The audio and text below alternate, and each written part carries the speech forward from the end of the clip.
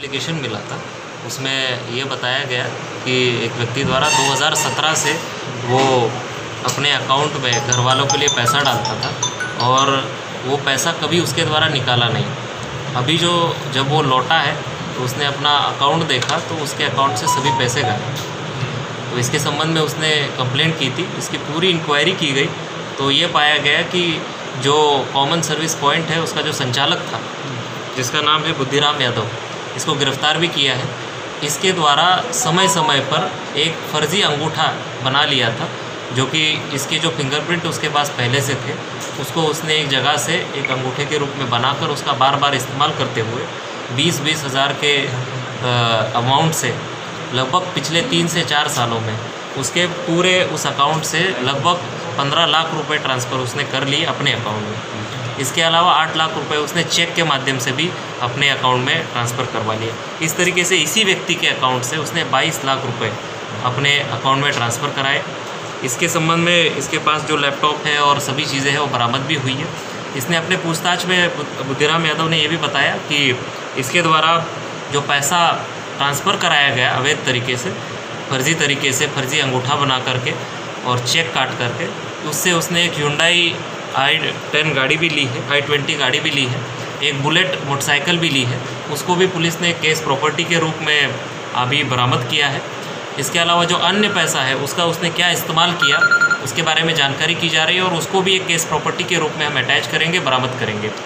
जब इस केस के संबंध में हमने क्षेत्र में बताया और इस व्यक्ति को गिरफ्तार किया तो इसके बाद और 12 लोगों ने भी एप्लीकेशन दिए हैं, जिनको भी ये शक है कि पिछले 1 से 2 सालों में उनके भी पैसे इसी तरीके से इस व्यक्ति द्वारा निकाले गए। जहाँ पर कहीं 2000 रुपये निकालने के लिए अंगूठा लगाया गया तो 2000 की जगह 20,000 रुपये इसने निकाल लिए और 2000 दे दिया, बाकी अपने पास रख लिए। या कहीं पर भी किसी का फिंगरप्रिंट उसके पास था तो उसने गलत तरीके से उसका निशान बनाते हुए, फिंगरप्रिंट झूठा बनाते हुए उसका इस्तेमाल करके फिर उससे लोगों के पैसे निकाले। तो बाकी जो लोगों के भी हमें अभी इस घटना के कल शाम को लोगों को पता चला है, तो लोगों ने जब हमें एप्लीकेशन दिया उनको भी हम जांच में सम्मिलित कर रहे हैं और इसके जो अन्य साथी है उनका भी पता करा रहे हैं कि इसमें और कौन व्यक्ति है जहाँ से उसने ये फिंगरप्रिंट बनाया था और किस किस का इसने सहयोग लिया है।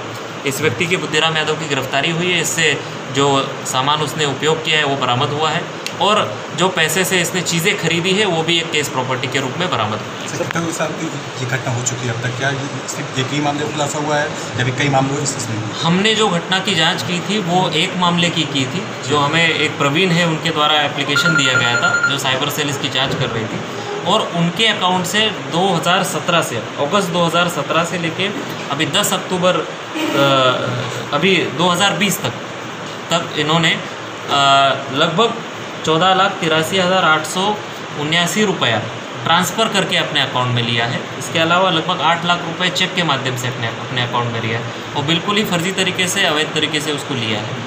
अब इसका जब खुलासा पब्लिक को, क्षेत्रीय लोगों को पता चला तो उसी CHCP को जो इस्तेमाल करते थे लोग, ऐसे 10-12 लोगों ने और हमें इन्फॉर्मेशन दी है कि हमारे भी अकाउंट को चेक किया जाए। हमें भी आशंका है कि हमारे कहीं 20,000 रुपये, कहीं 50,000 रुपये, 70,000 रुपये इसने निकाल लिए। जनसेवा था क्या सर ये? हाँ सर, क्या कुछ बरामद हुआ है सर इनके पास? हाँ, क्या कुछ बरामद हुआ है इसके पास से?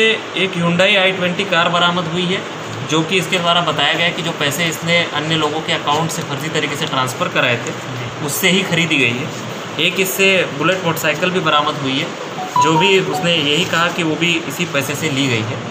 एक लैपटॉप इससे बरामद हुआ है, थंब स्कैनर मशीन एक बरामद हुई है, प्रिंटर बरामद हुआ है, 50 ATM भी बरामद हुए हैं इससे। ये भी नए ATM है, लिफाफा बंद है। इसकी भी जांच की जा रही है कि अगर किसी व्यक्ति द्वारा अगर बैंक में अकाउंट खोला जा रहा है तो उसका ATM उसके अकाउंट पे, उसके घर के पते पे पहुंचना चाहिए, ना कि CSP वाले के यहाँ पर। उसके यहाँ पर किस आधार पे पहुंचा है और कहीं ऐसा तो नहीं कि पूर्व में लोगों का ATM भी इसने गलत इस्तेमाल किया हो, उसके बारे में हम जाँच कर रहे हैं। अभी ATM के संबंध में हमारे पास ठोस सबूत नहीं है कि उसका गलत इस्तेमाल किया। माना जाए कि ऑनलाइन ट्रांजेक्शन होने से भी जो इस तरह घटनाएं हैं वो ज़्यादा बढ़ रही है, माना जाए?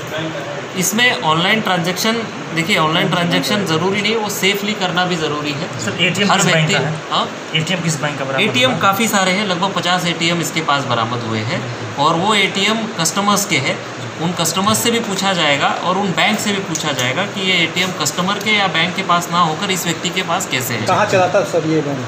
ये इसका घोसी में इसको पकड़ा गया है, पूरे उसको जानकारी करते हैं। ठीक है।